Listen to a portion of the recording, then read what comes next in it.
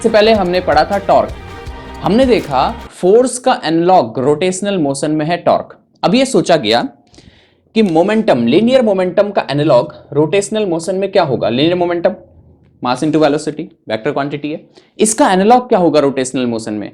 तो इसका एनालॉग जो रोटेशनल मोशन में आया वो है एंगुलर मोमेंटम, और आज हम यही पढ़ने वाले हैं, एंगुलर मोमेंटम। क्या होता है एंगुलर मोमेंटम, इसको समझेंगे। एंगुलर मोमेंटम रोटेशनल एनालॉग है लीनियर मोमेंटम का। जैसे लीनियर मोशन में लीनियर मोमेंटम होता है मास इनटू वेलोसिटी, वैसे ही रोटेशनल मोशन में होता है एंगुलर मोमेंटम। बहुत इंपॉर्टेंट क्वांटिटी है, बहुत इंपॉर्टेंट क्वांटिटी है, इसको अच्छे से समझना। पहले मैं इसको एक पार्टिकल के लिए समझाऊंगा और फिर सिस्टम ऑफ पार्टिकल्स के लिए। ठीक है, समझते हैं इसको। हमारे पास एक पार्टिकल है जो ऐसे सर्कुलर मोशन कर रहा है, ऐसे घूम रहा है। एक पार्टिकल है जिसका मास है m। अगर ये ऐसे घूम रहा है तो इसका वेलोसिटी इधर होगा, ये इसकी वेलोसिटी वेक्टर है। इसकी लीनियर वेलोसिटी है v, ऐसे घूम रहा है, सर्कुलर मोशन कर रहा है। तो हमने कहा इस पॉइंट के अबाउट इसका एंगुलर मोमेंटम बताइए, इस पॉइंट के अबाउट। तो यहां से हमने इसका पोजीशन वेक्टर ड्रॉ किया, r वेक्टर। ध्यान देना, हमने क्या देखना है, एंगुलर मोमेंटम। एंगुलर मोमेंटम क्या है? Rotational analog of linear momentum. पहले एक पार्टिकल के लिए, फिर सिस्टम ऑफ पार्टिकल्स के लिए। एक पार्टिकल है जो ऐसे घूम रहा है जिसका मास है m, इसका वेलोसिटी लीनियर वेलोसिटी है v। वेलोसिटी ऐसे ड्रॉ करते हैं ना, ठीक है। अच्छा, इसका इस पॉइंट ओ पॉइंट के अबाउट इसका एंगुलर मोमेंटम बताना है, तो हमने यहां से इसका पोजीशन वेक्टर ड्रॉ किया, r वेक्टर। तो इसका जो एंगुलर मोमेंटम होगा वो किसके इक्वल होगा? एंगुलर मोमेंटम को मोमेंट ऑफ मोमेंटम भी कहते हैं। Moment of momentum, moment of momentum क्या हुआ? मैंने इससे पहले आपको बताया था किसी भी क्वांटिटी का मोमेंट क्या होता है। जैसे मोमेंट ऑफ फोर्स क्या होता है? Perpendicular distance multiplied by that quantity. तो यहां पे भी यही होगा, moment of momentum. Moment of momentum मतलब perpendicular distance multiplied by momentum, तो उसको कहते हैं angular momentum. Angular momentum is moment of momentum. Angular momentum को एल से डिनोट करेंगे, स्मॉल एल से, सिंगल पार्टिकल के लिए। It is equal to perpendicular distance यहां से, तो ये हो गई इसकी position vector r vector, multiplied by that quantity जिसका मोमेंट बताना है। किसका बताना है? मोमेंटम का। तो मोमेंटम कितना है इसका? मास इंटू वेलोसिटी इसका मोमेंटम हो जाएगा। तो r क्रॉस p इंटू नहीं, r क्रॉस p ये है एंगुलर मोमेंटम। ये एंगुलर मोमेंटम का फॉर्मूला r क्रॉस p, ठीक है। r उसका पोजीशन वेक्टर, p उसका लीनियर मोमेंटम जो मास इंटू वेलोसिटी के इक्वल होगा, ठीक है। अब देखिए, इसको हम ऐसे भी लिख सकते हैं, अगर इसका मैग्नीट्यूड लिखना हो, r क्रॉस p को R P sign theta. Theta क्या है? Theta is the angle between r and p। r और p में कितना एंगल है? वो है थीटा, ठीक है। इसको और अलग अलग तरीके से हम लिख सकते हैं। मैं 4-5 इसमें तरीके बताऊंगा लिखने के एंगुलर मोमेंटम के फॉर्मूले के, जो काम आएंगे आगे, ठीक है। देखो, एंगुलर मोमेंटम को हम ऐसे भी लिख सकते हैं, L equal to r cross linear momentum को मास इंटू वेलोसिटी। अब मास स्केलर क्वांटिटी है, so L is equal to, तो एक तो फॉर्मूला आपको ये याद रखना है, ठीक है। ये काम आएगा। इससे हमको आगे लिख लो, स्केलर है तो इसको लिख सकते हैं r क्रॉस v, ऐसे m r क्रॉस v, तो इसको भी ध्यान में रखिए, ठीक। इसको हम और आगे ले जा सकते हैं, तो L equal to scalar form में मैग्नीट्यूड लिखना है इसका इस फॉर्म में, तो m v r cross v, तो m v r sign theta. Theta यहाँ पे किसके बिटवीन एंगल हो गया? v एंड r, ठीक है। ये लिख सकते हैं ना, r cross p angular momentum होता है। एंगुलर मोमेंटम क्या है? Rotational analog of linear momentum. एक पार्टिकल ऐसे घूम रहा है, इस पॉइंट के अबाउट इसका एंगुलर मोमेंटम बताइए, इस पॉइंट के अबाउट। तो यहाँ से इसका पोजीशन वेक्टर ऐसे घूम रहा है ना, यहाँ से इसका position vector r vector, velocity vector इसका इधर होगा, इसका मास है m, तो angular momentum r cross p formula होता है ये, ठीक है। इसको लिख सकते हैं, अगर मैग्नीट्यूड लिखना है बस एंगुलर मोमेंटम का, rp sign theta. Theta is the angle between r and p। P को लिख सकते हैं एम वी, एम स्केलर आगे लिख लिया, r क्रॉस v। अब इसको लिख सकते हैं m we are sine theta. Theta is the angle between, अगर ये इस फॉर्म में लिखा है तो theta is the angle between r and p। सही है इतना? ये समझ में आ गया, ठीक है। अब और आगे और किस फॉर्म में इसको लिख सकते हैं? देखो, एक पार्टिकल है जिसका मास है m, वो इधर के लिए चल रहा है विद वेलोसिटी v सपोज, और हमने कहा भाई इस पॉइंट के अबाउट इसका एंगुलर मोमेंटम बताइए। ओके, अबाउट इसका एंगुलर मोमेंटम बताइए। ये ध्यान में रखना है कि किस पॉइंट के अबाउट एंगुलर मोमेंटम बताना है, वो पॉइंट इंपॉर्टेंट है, ओरिजिन इंपॉर्टेंट है। तो इस पॉइंट के अबाउट इसका एंगुलर मोमेंटम बताना है, इस पॉइंट के अबाउट इस पार्टिकल का एंगुलर मोमेंटम बताना है। तो हमने कहा इसका पोजीशन वेक्टर ये हो गया r वेक्टर, ठीक। अब दोनों में एंगल r और v में एंगल है सपोज, r और v में एंगल है सपोज थीटा। कौन सा एंगल देखना है? छोटा वाला, ये वाला नहीं। दो वेक्टर के बिटवीन एंगल कौन सा देखते हैं, स्मॉल वाला, ये बताया था मैंने एंगल बिटवीन टू वेक्टर्स में। तो ये इसको आगे एक्सटेंड कर दो, this is the angle between r and v, r और वी में ये एंगल हो गया थीटा। सही है, एक पार्टिकल है मास का, वो इधर चल रहा है, इस पॉइंट के अबाउट एंगुलर मोमेंटम बताओ। तो पहले हमने कहा आर और वी में कितना एंगल होगा, छोटा वाला एंगल देखना, इसको आगे एक्सटेंड कर दो, ये एंगल आ गया आर और वी के बिटवीन। ठीक है ठीक है ठीक है ठीक है। अब देखो इसको और किस तरीके से लिख सकते हैं। वी को रिजॉल्व कर दिया, वी को रिजॉल्व कर दिया, वी को रिजॉल्व कर दिया, यहां थीटा के साथ क्या मिलेगा, वी कॉस थीटा, और यहां थी इस वी कॉस थीटा के परपेंडिकुलर इधर यहां क्या मिलेगा, वी साइन थीटा। अब देखो फॉर्मूला देखो, L equal to m we are sine theta, sine theta. तो यहां पे देखो ध्यान से देखना, ये v sine theta, v sine theta, ये वेलोसिटी का वो कंपोनेंट आया जो पोजीशन वेक्टर के परपेंडिकुलर है। तो हम यहां पे ये लिख सकते हैं, इसका फॉर्मूला इस फॉर्म में भी लिख सकते हैं, m r v perpendicular. v perpendicular क्या है, वेलोसिटी का वो कंपोनेंट जो r के परपेंडिकुलर है। v परपेंडिकुलर वेलोसिटी का वो कंपोनेंट लेना है, एंगुलर मोमेंटम में वेलोसिटी का वो कंपोनेंट लेना है, ये v sin थीटा था ना यहाँ पे, और हमने कहा v sin थीटा तो वेलोसिटी का वो कंपोनेंट है जो r के परपेंडिकुलर है। r के परपेंडिकुलर आ गया, देखो ये r के परपेंडिकुलर, ये तो r के अलोंग आ गया ना, v cos थीटा, ये नहीं लेना, ये लेना है। तो m r v perpendicular, v perpendicular मतलब वेलोसिटी का वो कंपोनेंट जो r के परपेंडिकुलर है। ठीक हो गया। अच्छा, अब इसको ऐसे भी लिख सकते हैं, इसको यहाँ पे देखो फिर से, ये था वो पार्टिकल, ये इधर चल रहा था v वेलोसिटी से, और यहाँ इसके अबाउट एंगुलर मोमेंटम बताना था इसका, दिस इज पोजीशन वेक्टर, और ये दोनों के बिटवीन एंगल था थीटा। ठीक है, अब देखो इस v के पैरेलल लाइन मैंने यहाँ ड्रॉ कर ली, ये थीटा तो ये भी थीटा, इसके पैरेलल यहाँ ड्रॉ कर ली, ये थीटा तो ये भी थीटा। अब देखो इस r, पहले v को रिजॉल्व किया था, अब r को रिजॉल्व कर दो, इधर मिलेगा थीटा के साथ r cos थीटा, और इसके परपेंडिकुलर यहां ड्रॉ कर लेता हूं, इसके परपेंडिकुलर यहां आना था, पहले शिफ्टिंग कर ली, ये r को रिजॉल्व कर लिया, r cos थीटा, और यहां r sin थीटा, पहले शिफ्टिंग, ये r sin थीटा। अब देखो sin थीटा ये वाला आ गया, तो हम इसको लिख सकते हैं L equal to m we r perpendicular, मतलब r का वो कंपोनेंट लेना है, ये ऐसे भी लिख सकते हैं ना इस फॉर्म में, मतलब r का वो कंपोनेंट लेना है, r sin थीटा है ना, तो r का वो कंपोनेंट लेना है जो वेलोसिटी के परपेंडिकुलर है।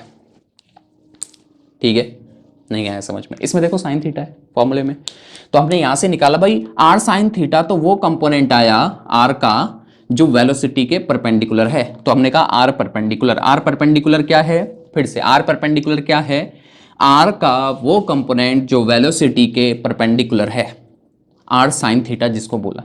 ठीक, तो L equal to m we r perpendicular, ऐसे भी इसको समझ सकते हैं। समझ गए, ये लिखने का तरीका है एंगुलर मोमेंटम को अलग अलग, मेन फॉर्मूला यही है, r cross p, p linear momentum हो गया। ठीक, यहां से ये दो इसको याद रखो, एम आर वी परपेंडिकुलर मतलब वेलोसिटी का वो कंपोनेंट जो आर के परपेंडिकुलर है, एम वी आर परपेंडिकुलर मतलब आर का वो कंपोनेंट लेना है, आर का वो कंपोनेंट लेना है, वो कंपोनेंट इफेक्टिव है जो वी के परपेंडिकुलर है। ठीक, समझ गए, चलो आगे बढ़ते हैं। अब एंगुलर मोमेंटम आपके पास क्वांटिटी आई, ये स्केलर क्वांटिटी है या वेक्टर क्वांटिटी है, वेक्टर प्रोडक्ट है ये, तो कैसी क्वांटिटी होगी, वेक्टर क्वांटिटी लिख लेते हैं, इट इज वेक्टर क्वांटिटी। अगर वेक्टर क्वांटिटी है तो इसकी कुछ डायरेक्शन भी होगी, बिल्कुल। डायरेक्शन कहां होती है इसकी, इसकी डायरेक्शन कैसे देंगे, ये वेक्टर प्रोडक्ट है तो इसकी डायरेक्शन देंगे राइट हैंड रूल से। अभी तक तो समझ में आ गया होगा कैसे देनी है इसकी डायरेक्शन, बता देता हूं। क्रॉस से पहले जो है वहां पे राइट हैंड की फिंगर्स, क्रॉस के बाद जो है वहां पे राइट हैंड की पाम, तो आर पे फिंगर्स, पी पे पाम। अगर इस फिगर में देखें, ये पार्टिकल ऐसे घूम रहा है, ऐसे पार्टिकल ऐसे घूम रहा है, तो आर पे फिंगर लेके चले जाओ, इसके अबाउट बताना है ना, तो यहां से इधर आर होगा, इसके अबाउट एंगुलर मोमेंटम बताना है तो यहां से इधर आर होगा, फिंगर लेके चले जाओ राइट हैंड की, लेके चले गए। पी पे, पी मोमेंटम के अलोंग आपको क्या करना है, पाम। मोमेंटम की डायरेक्शन वो होगी जो वेलोसिटी की डायरेक्शन होगी, P equal to m b, momentum की डायरेक्शन वो होगी जो वेलोसिटी की डायरेक्शन होगी। अगर पार्टिकल ऐसे घूम रहा है, इसकी वेलोसिटी इधर, वेलोसिटी इधर, तो आर इधर, V ऊपर, कहां गया, थंब, थंब आ गया इधर बाहर की तरफ, तो एंगुलर मोमेंटम की डायरेक्शन बाहर की तरफ। ठीक है, अगर पार्टिकल ऐसे घूम रहा हो इधर की तरफ, यहां से इधर, और इसके अबाउट एंगुलर मोमेंटम बताओ, ओके अबाउट, ये इसका पोजीशन वेक्टर हो गया, यहां से इधर, इसके अबाउट बताना ना, यहां से इधर, ये ऐसे घूम रहा है तो वेलोसिटी वेक्टर इधर हो गया, तो आर इधर, V नीचे, तो एंगुलर मोमेंटम कहां आ रहा है, अंदर की तरफ। ठीक, सीधा सीधा बता देता हूं मैं आपको, जिधर पार्टिकल घूम रहा है राइट हैंड की फिंगर वहां घुमा दो, फिंगर को वहां घुमाओ, पार्टिकल इधर घूम रहा है ना, तो राइट हैंड की फिंगर घुमाओ, घुमा दी, थंब किधर आया, बाहर की तरफ, ठीक, तो आउटवर्ड। यहाँ पे पार्टिकल इधर घूम रहा है, राइट हैंड की फिंगर्स ऐसे घुमा दो, फिंगर्स घुमा दी, राइट हैंड की फिंगर्स घुमाओ जिधर पार्टिकल घूम रहा है, सारी फिंगर्स 1 2 3 4 घुमा दी, थंब किधर आया, अंदर, तो एंगुलर मोमेंटम की डायरेक्शन यहाँ से अंदर, एंगुलर मोमेंटम यहाँ से इनवर्ड, यहाँ के लिए बाहर। अगर पार्टिकल ऐसे घूम रहा हो, ऐसे इस प्लेन में, ठीक, ऐसे, तो अगर ऐसे घूम रहा है तो राइट हैंड की फिंगर्स ऐसे घुमा दो, एंगुलर मोमेंटम यहाँ से इधर, इधर की तरफ, ठीक। आ गई एंगुलर मोमेंटम की डायरेक्शन निकालनी, आर क्रॉस पी, आर पे राइट हैंड की फिंगर्स, पी पे राइट हैंड की पाम, मोमेंटम की डायरेक्शन वो होगी जो वेलोसिटी की, या तो यहाँ पे चले जाओ, आर पे फिंगर्स, वी पे पाम राइट हैंड का, ठीक है, हो गया ये क्लियर। अब इसकी एसआई यूनिट भी बना लें। एसआई यूनिट क्या होगी एंगुलर मोमेंटम की, एसआई यूनिट, इसकी एसआई यूनिट भी देख लेते हैं भाई, चलो देखते हैं। देखो मास की किलोग्राम, ये डिस्टेंस मीटर, और वेलोसिटी मीटर पर सेकंड, तो ये हो गया, ये देखो किलोग्राम, किलोग्राम, ये तो मीटर है ही, और मीटर पर सेकंड इस पे भी है, मीटर मीटर मीटर स्क्वायर, और पर सेकंड किलोग्राम मीटर स्क्वायर पर सेकंड, सही है। ऐसे हम एसआई यूनिट इसकी लिख लेंगे, किलोग्राम मीटर स्क्वायर पर सेकंड। तो यहां तक समझ में आया एंगुलर मोमेंटम क्या है। एंगुलर मोमेंटम को मोमेंट ऑफ मोमेंटम भी कहते हैं। फॉर्मूला क्या है, आर क्रॉस पी। कैसी क्वांटिटी है, वेक्टर क्वांटिटी है। डायरेक्शन कैसे देते हैं, राइट हैंड रूल से, और SI unit kilogram metre square पर सेकंड। अब आगे देखो, आगे देखो, यहां तक क्लियर हुआ ना, ठीक। अब हमने कहा भाई इस एंगुलर मोमेंटम को डिफरेंशिएट कर दो विद रिस्पेक्ट टू टाइम, कुछ निकल के आएगा यहाँ से, डीएल अपॉन डी कर दो, तो डिफरेंशिएट कर दिया, is equal to d by d t of r cross p, ऐसे लिख सकते हैं, ठीक। तो इसको ओपन करेंगे, dl by d t is equal to, तो डिफरेंशिएशन कैसे होगा, first differentiation of second plus second differentiation of first, ठीक। फॉर्मूला क्या था, d by d t of first into second function, तो ये ऐसे हो गया, आर लिख लिया, इसका डिफरेंशिएशन प्लस इसका डिफरेंशिएशन क्रॉस पी, ठीक है। First differentiation of second plus second differentiation of first, ऐसा करके, ठीक है। अब देखो देखो देखो देखो, D r by d t क्या होता है, मैं थोड़ा यहां पे करता हूं उसको। D r by d t क्या होता है, D r by d t होता है velocity. D r by d t क्या है, वेलोसिटी। तो उधर वाले पार्ट को देखना है, ये वाले पार्ट को, तो d r by d t होता है वेलोसिटी, ठीक। तो इसको लिख सकते हैं वी क्रॉस पी, और पी क्या होता है, मोमेंटम, मास इनटू वेलोसिटी, तो एम वी, एम स्केलर है, बाहर आ गया, तो ये हो गया वी क्रॉस वी, और वी क्रॉस वी क्या है, v cross v, v v sine zero, v v sine zero, vector product, एक वेक्टर का खुद के ही साथ वेक्टर प्रोडक्ट कितना आता है, जीरो, क्योंकि दोनों पैरेलल हो जाएंगे, साइन जीरो आएगा, v v sine zero, sine आएगा ना क्रॉस के लिए, वी वी साइन जीरो, क्योंकि दोनों एक ही वेक्टर हैं, साइन जीरो जीरो, तो मतलब ये वाला पार्ट जीरो हो गया। कैसे आया सर, एक बार फिर से, d r by d t is velocity, v cross p हो जाएगा, p is momentum, linear momentum, उसको एम आगे लिख लिया, स्केलर है, तो वी क्रॉस वी हो जाएगा, और वेक्टर प्रोडक्ट, वेक्टर का खुद के साथ वेक्टर प्रोडक्ट कितना होता है, जीरो, क्योंकि दोनों पैरेलल हो जाएंगे, वी वी साइन जीरो, एक ही तो है, साइन जीरो और साइन जीरो जीरो, ठीक। तो ये वाला जीरो हो गया, तो क्या बचा बस यहाँ पे, dl upon d t is equal to r cross dp by d t, dp by d t, p क्या है, लीनियर मोमेंटम, तो d by d t of, ऐसे लिख सकते हैं, d by d t of m v, ठीक। M फिर से स्केलर है, बाहर आ गया, कांस्टेंट है, मास तो कांस्टेंट रहेगा, बाहर आ जाएगा यहां से, इसके बाद यहां पे करते हैं, ये हो गया, इसको हटा दूं, ठीक है, इसको हटा, यहां पे देखो मास कांस्टेंट है, मास तो कांस्टेंट रहेगा ना, जब कोई पार्टिकल घूम रहा है एम मास का, तो उसका मास तो चेंज थोड़ी होगा, तो इसको लिख सकते हैं dl upon d t is equal to r cross, देखो एम कांस्टेंट है, बाहर आ गया, d by d t of velocity, और डीवी बाई डी टी क्या होता है, डीवी बाई डी टी क्या होता है, acceleration, rate of change of velocity is acceleration, r cross m a, और एम ए क्या होता है, फोर्स, तो r cross f, force on this particle, f क्या है, इस पार्टिकल पे कितना फोर्स लग रहा है, force equal to mass into acceleration, acceleration कहां से आया, डीवी अपॉन डीटी, समझ में आ गया इतना। और आर क्रॉस एफ क्या होता है, यस बिल्कुल ठीक, इससे पहले पढ़ा, r cross is f is torque. तो हम कह सकते हैं rate of change of angular momentum of a particle, जो पार्टिकल घूम रहा है उसका कुछ एंगुलर मोमेंटम होगा, तो rate of change of angular momentum is equal to torque acting on the particle, नहीं आया समझ में, rate of change of angular momentum of a particle is equal to torque acting on the particle, dl upon dt equal to tau. सही है, समझ में आ गया? ठीक है, ये था एक पार्टिकल के लिए। अब इसको सिस्टम ऑफ पार्टिकल्स के लिए एक्सटेंड करते हैं। For system of particles, system of particles के लिए सपोज एक सिस्टम है जिसमें बहुत सारे पार्टिकल्स हैं, तो उस बॉडी का, उस सिस्टम पार्टिकल जिसको रिजिड बॉडी करें, तो उस रिजिड बॉडी का सिस्टम ऑफ पार्टिकल्स का टोटल एंगुलर मोमेंटम किसके इक्वल हो जाएगा? Angular momentum of first particle plus angular momentum of second particle plus angular momentum of third particle, जितने भी हैं, सपोज इसमें n पार्टिकल्स हैं, plus angular momentum of nth particle. ठीक, सारे एंगुलर मोमेंटम का वेक्टर सम उस सिस्टम ऑफ पार्टिकल का एंगुलर मोमेंटम हो गया, उस रिजिड बॉडी का एंगुलर मोमेंटम हो गया।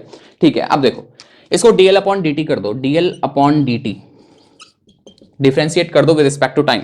एंगुलर मोमेंटम, रिजिड बॉडी के एंगुलर मोमेंटम को, सिस्टम ऑफ पार्टिकल्स के एंगुलर मोमेंटम को डिफरेंशिएट कर दो विद रिस्पेक्ट टू टाइम। तो यहां भी dl1 upon dt plus dl2 upon dt plus dl3 upon dt ऐसे चलता रहेगा।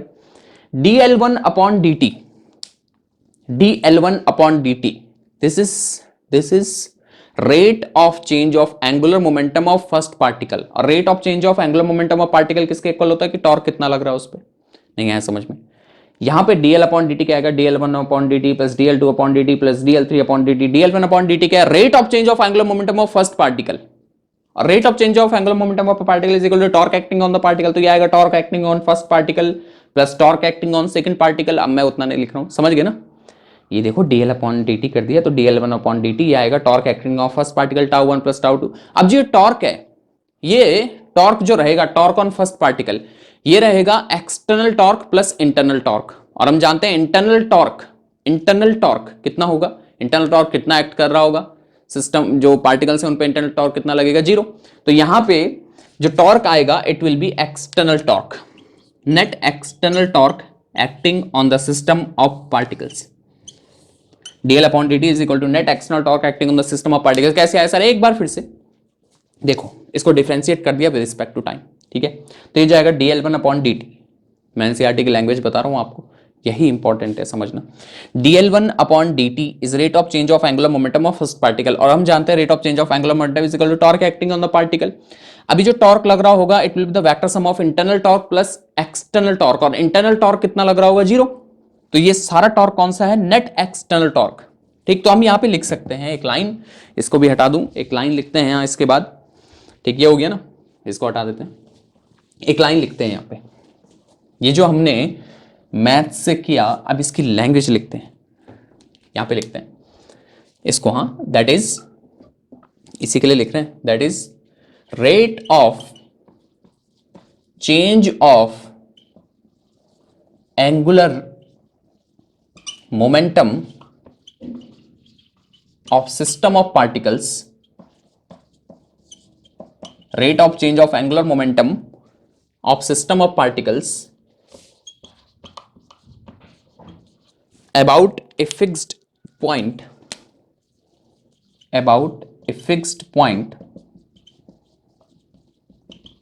is equal to net external torque, is equal to net external torque acting on it मतलब system of particles की बात कर रहे हैं।